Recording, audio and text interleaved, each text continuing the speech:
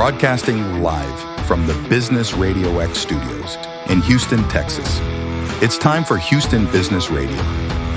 Now, here's your host. Hello, Houston. Trisha Stutzel here, bringing you another episode of Houston Business Radio. Today's guest is Joshua Kornitsky, a fourth-generation entrepreneur and professional EOS implementer with more than 20 years of experience in technology, business strategy, and organizational growth.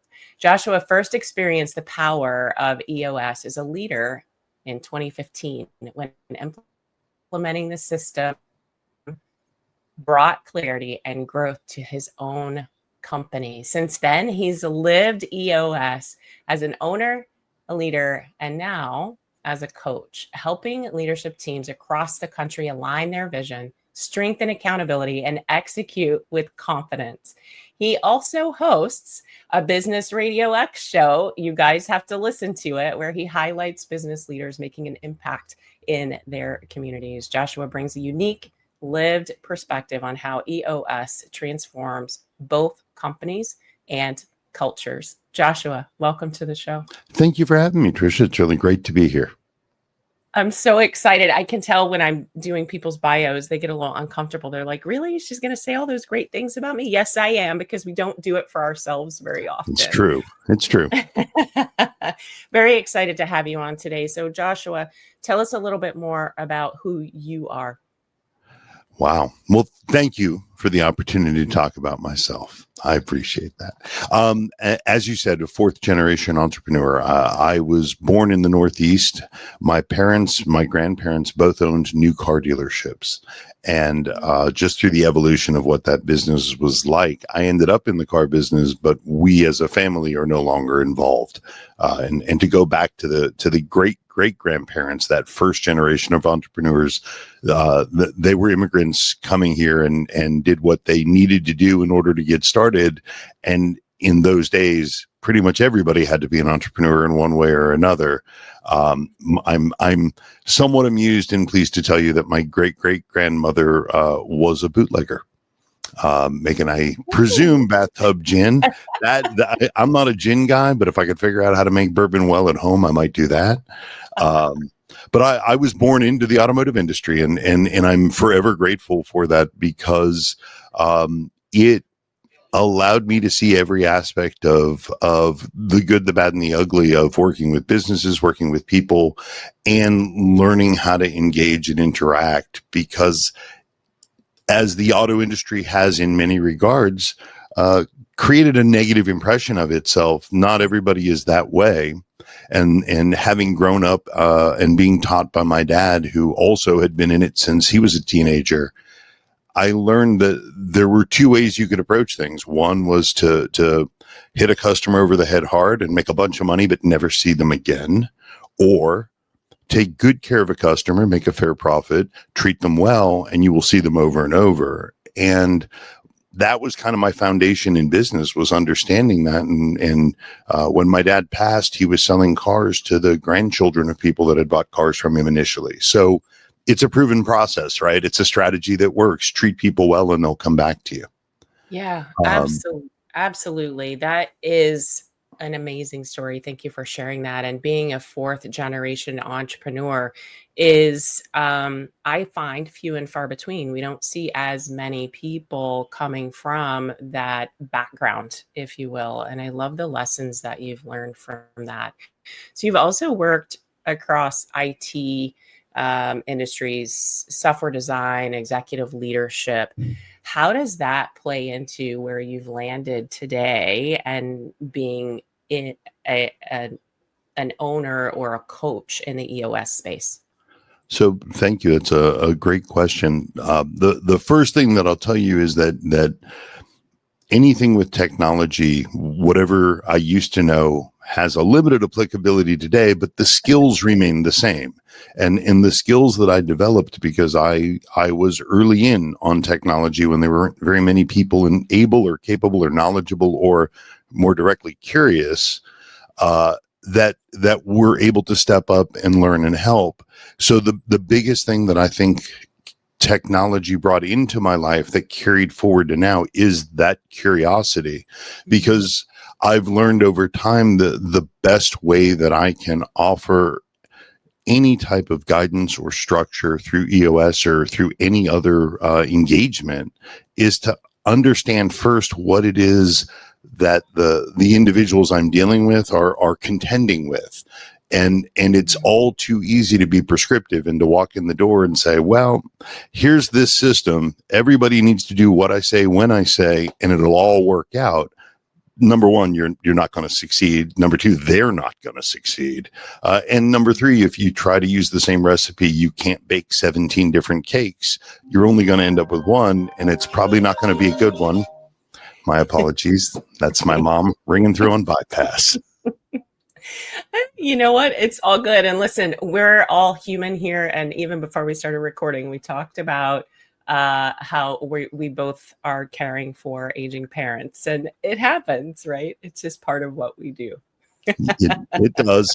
And yep, it does. And I love her dearly, and I'll check on her as soon as we're done. Yeah. This is what makes us human, Joshua. So fair enough. All right. So Joshua, clearly you have a great IT background, leadership background. I'm very curious. I'd like to roll you back all the way to 2015 with your first experience with EOS and the implementation of that. What was the biggest shift you noticed in 2015 that really grabbed your attention about this implementation? Well, so let me set the context a little. I had been recruited to become chief technology officer for a B2B lead gen company. Okay. And they were a successful company. They'd been in business at that point, probably 9 years, and they were growing, but they'd hit a ceiling. And that's what caused them to go out and look for help. And quite often that's what brings entrepreneurs looking for a solution is what brings them to the book Traction, which is what EOS is based on, by Gino Wickman. And for us, they brought an implementer in, or the CEO brought an implementer in, and we began the process. And it's quite normal. I remember to this day, it's quite normal to think, oh, it's the flavor of the month. You know, this month, everyone's going to wear blue shirts because it'll change the way we are. But it turned out that the system really isn't promising magic. And that's what got my attention first. The second thing that got my attention was it doesn't pretend to bring magic. The discipline and the accountability that I learned, and the biggest thing that changed for me, was understanding that you could have a highly accountable culture and still be at a place that people enjoyed working. Because the assumption is quite often that oh, well, you know, you're just bringing in more scrutiny, more depth of drilling down to understand every aspect of where every second of every day goes. And that's not at all what it's about. What it's about is understanding that in an open culture where people aren't afraid and they understand their job and they align to the core values, that they're actually able to exceed their own expectations and provide an unbelievably inspired level of work and service because they want to be there. And that, to me, that spoke to me. That's who I am. I've always been someone that's been drawn to making sure that the work that I do matters to me. I'm a fan of Daniel Pink's book, Drive. And in Drive, he talks about how intrinsic motivation is by far the most powerful form of motivation out there. And that's what speaks to me. So what I found in EOS as chief technology officer was the ability to help the folks who worked with me do their jobs more effectively, to have clarity when they came into work, to understand what the expectations of them were at both a micro and a macro level. And together we were able to set goals that made sense, that helped drive us forward. And I know it sounds like I'm reading off a cue card, but that's really what excited me about it. So much so that I co-founded a software company with one of the principals of the company I was working for. And we started with EOS right out the gate. Mm. And it was only because we were both experienced in it that it made sense. Typically, it doesn't really align with a startup. But while I did step away from that company, I believe they're still running on EOS today. Wow, that's amazing. All right, so I want to take a deeper dive into Sure. EOS. There are likely people listening who have no idea what EOS is, and there may be some misconceptions about it. You tackled a few of those things as you were talking about your experience in the beginning. So let's talk about EOS, take a deeper dive, and any misconceptions that you think people may have about it. Sure. That'd be easy. The very briefly, what EOS does more than anything else is three things. It gets everybody aligned around the vision of the founders of the organization. It instills discipline and accountability, traction, as we call it, and it works to help the leadership team, which in an entrepreneurial business, which is who we typically work with, often that leadership team came together because different people with different skill sets organically either grew into the role or there was an identified need and they brought somebody into the role. And they typically can have very disparate backgrounds and very disparate experiences. So while they're capable of working together, they may not have healthy relationships as a leadership team. So that's what we do is we do that vision traction, then help them become healthy. And as the leadership team embraces it, so does the rest of the organization. And that's really, in a nutshell, what EOS can do for a business. And as it progresses and matures, and I had a quarterly planning session with one of my already graduated clients, meaning a client that went through the whole system, which takes about 2 years, and they still bring me in to facilitate their quarterly and their annual planning. And we pushed hard as a group to see what we could do to continue to improve what's already working, because I'm not a believer in saying, nobody on a scale of 1 to 10, nobody's a 10. That doesn't speak to who I am. You can get to a 10, but I'd like to believe that there's an 11. I'd like to believe that we can continue to grow and excel, but it all starts with the work they do. So the only thing I really do is facilitate the brilliance in the room. I don't bring the brilliance. I just bring a structure that makes it. Mm-hmm. And that's what makes you a great coach. I love that, Joshua. It's all about standing in the greatness of our clients, right? I think you and I share that same ideal. If people are already interested in having a conversation with you, they want to learn more about EOS or the implementation or just ask you some questions, what's the best way for folks to connect with you? So I've got a long first name and a long last name, and my email address is at EOS Worldwide. So what I did is I took my cell phone number, 678-414-7696, which you can call, but I registered it as a URL. So dial that.com and it'll bring you to the website where you can get in touch with me, because otherwise it's j.kornitsky at eosworldwide.com. And I joke that I have to get extra long business cards in order to fit that. So 678-414-7696.com will get you to me. Wow. It says the guy who infamously comes from technology. What a great idea. I love just that. Want to make it simple, the easier we make it for people to find us. Yes, absolutely. Okay, for those of you who are going to go look up Joshua or find him on LinkedIn, his name is spelled Joshua, last name Kornitsky. It's so much easier to go to his phone number.com so you can find everything that you're looking for. You guys know I'll put that in the show notes so you can point and click if you're sitting at your computer. Please do not do that if you are driving in your car. Wait until you get home and then you can point and click and connect directly with Joshua. Okay, so back to this conversation. Listen, you've lived EOS as a leader, an owner, an implementer. You bring such a unique perspective to your clients because of that and because of your background.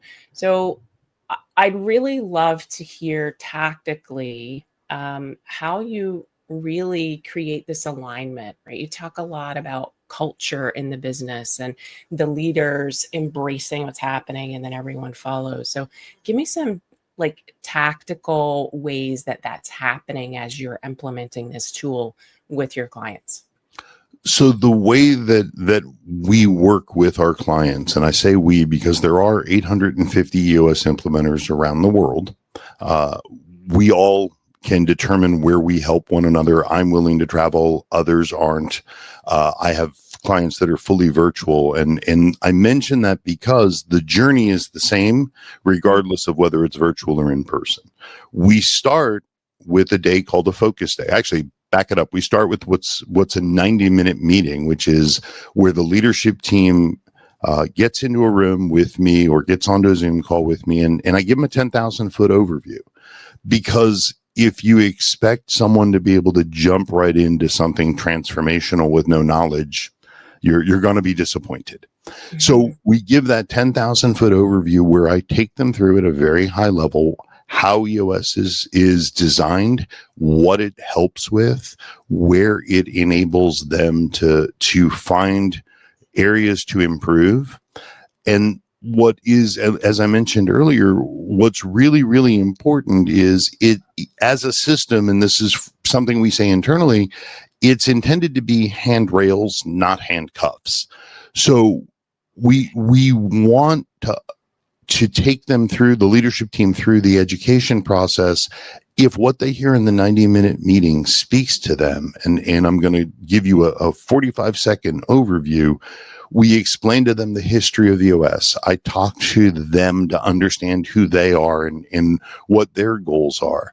And then at a very high level, I take them through the 6 key components of EOS, which when Gino Wickman wrote the book Traction, what he ultimately determined was that all business problems fall into 6 categories.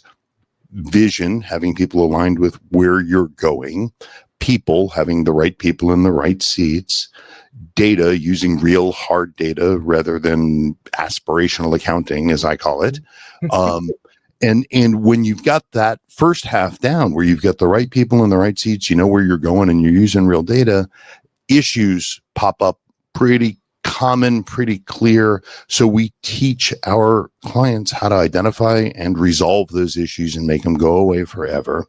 Then the 5th key component is process. And that's just simply determining what the right and best way things need to happen and getting that documented and followed by everybody there. That's really the magical key to, if there's any magic here, that's where scalability lives. And Tricia, I know that you are a veteran and thank you for your service, but in the military, little bit process driven. Mm-hmm. I presume that process is there because it works. Uh-huh.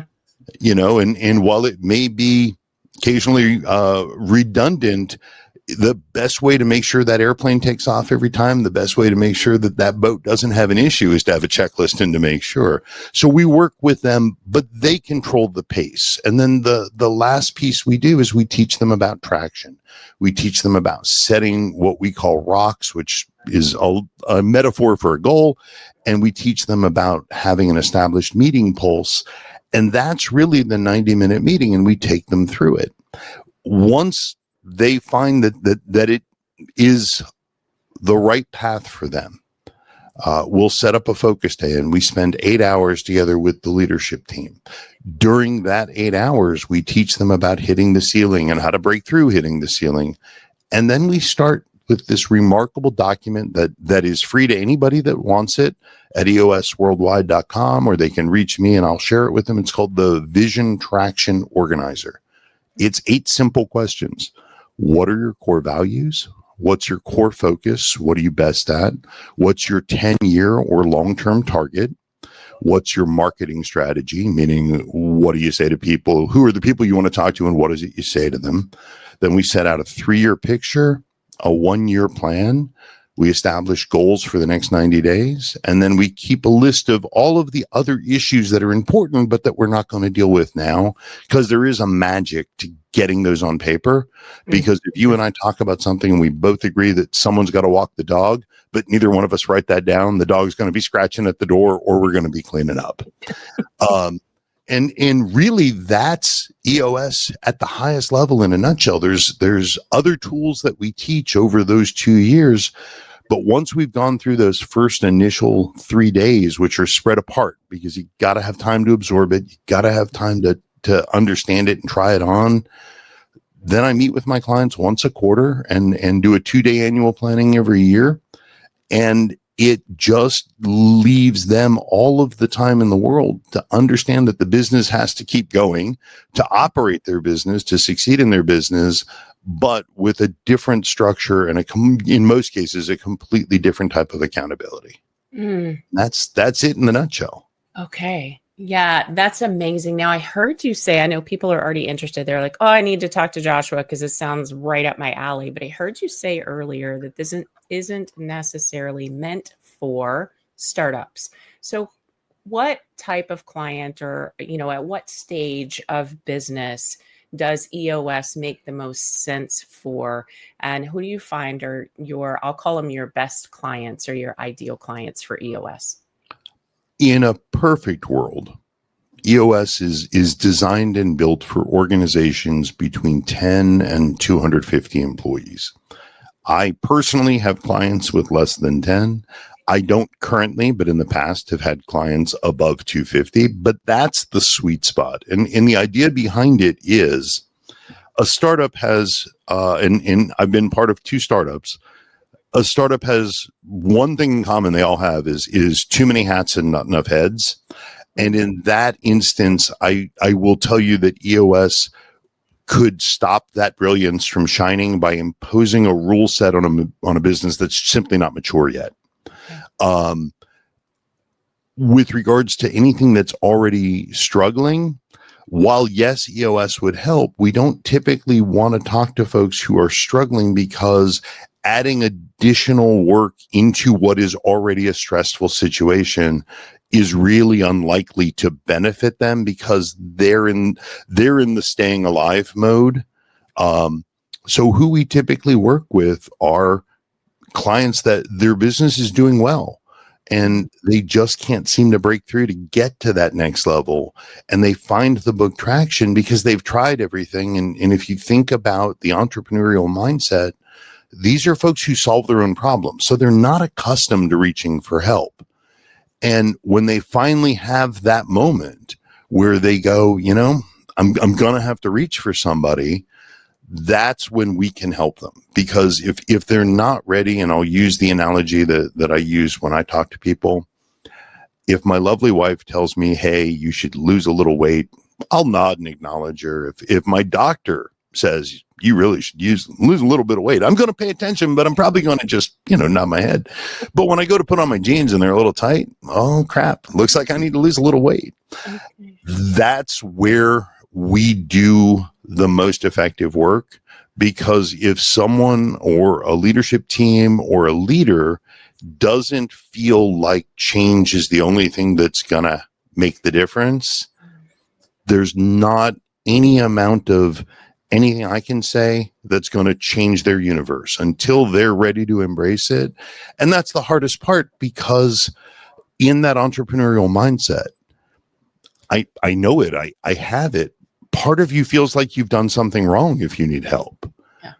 And I have very, very healthy clients that I met that were already very healthy, and you still have to help them understand that if they are theoretically at $10 million and their goal is to get to $30 million in 5 years, the skills you need at 10 million are very different than the skills you need at 30 million. The personnel you need, the things that the business will require, all of those things you don't necessarily have that ability to scale today. You can certainly plan for it. Yeah. And that's just part of the natural growth that comes with every business. You can't rush that. There's a famous old technology book called The Mythical Man Month. And in that book from the 1960s, talking about data processing on cards, they say that you must work to overcome the common management belief that you can accelerate the baby by hiring 9 pregnant women and be pregnant for 1 month only. It doesn't work that way.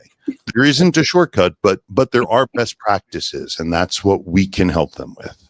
Oh, I love that. Okay, so I shouldn't tell anyone that their pants are too tight. They have to experience it themselves. That's what I'm That's getting. that's the Joshua. analogy. But speaking as someone who occasionally has that challenge, you do know when it's the case, and it's Yeah. When time. it's time. Yeah. Either Absolutely. that or you got to buy new pants, and that's not going to help your business grow. No, that's definitely not going to help your business grow. Okay, so our time has flown by, and Joshua, I've got one last question for you before we wrap up. So, for those business owners that are listening who do feel stuck, or maybe they know that their pants are too tight, and they feel out of alignment with their teams, what's one simple step that they can take today or tomorrow to start moving closer to the clarity and accountability that EOS will provide? So it's funny that you use the word clarity, and there was no pre-discussion on this. Built into EOS at the leadership team level and ultimately through the business is this concept of a clarity break. Take a piece of paper and a pen, or a pad and a pen, put your phone down, put your laptop on do not disturb, and start with an hour once a week, and just set that time aside, and don't focus on anything other than what does your business need, and just think about what does your business need. And from there, I suspect very strongly that you'll fill up that pad. The good news is everything that's great in your business, you're responsible for. You made that. Everything that's a little off kilter, well, sorry, you made that too. But by starting to just create that list of the things that your business needs, the next thing that you can do is prioritize that list. And once you've prioritized that list, you can begin to take incremental steps, just little things. It's everyone wants to move the mountain in a day, so to say. All you've got to do is 1% better than the last time you did it, and you can make that impact over time. So stop. I have two daughters. My youngest daughter and I talk often about the concept of the only way to solve a big problem is you eat the elephant in bites. The only way to solve your big business problems, you're not likely to have a massive revelation or a lottery win that's going to change everything tomorrow. Perfectionism is the enemy of progress. Just take an incremental step and reach for help. There are people that really and truly have a help first mentality and want to help. Yeah, just like you, Joshua. That's why we connected, right? You Yes, have ma'am. said so many things that would come straight out of my mouth. And I love the idea of 1% better, or eat that elephant one bite at a time, because we can't swallow it whole. That's just the bottom line. Okay. Thank you so much for My being with me pleasure. today. I have learned so much about you. You guys, if you want to connect with Joshua on email, I know his name is very long, but it's j.kornitsky at eosworldwide.com. Or Joshua, give us that website where we can find you. 678-414-7696.com. And I'm old school, so I'm happy to actually talk on the phone too. But that's the number you can call, or you can go to the website and it'll direct you to how to find me. I love that. Yeah. You guys, Joshua and we are very much alike. So get on the phone with Joshua, have a conversation, learn more about what he's doing. And if you feel like it's the right fit, then just say yes. Joshua, thank you so much for being with me today. Tricia, thank you so much for having me. It was an absolute joy. Awesome. That's all the time we have for today, guys. If you found value in this conversation that I had with Joshua today, please share it with a fellow entrepreneur, veteran, or Houston business leader ready to grow. And as always, please follow, rate, and review the show. It helps us reach more bold business minds just like yours. And your business, your leadership, and your legacy are built one intentional step at a time. So stay inspired, stay focused, and keep building the business and the life you deserve.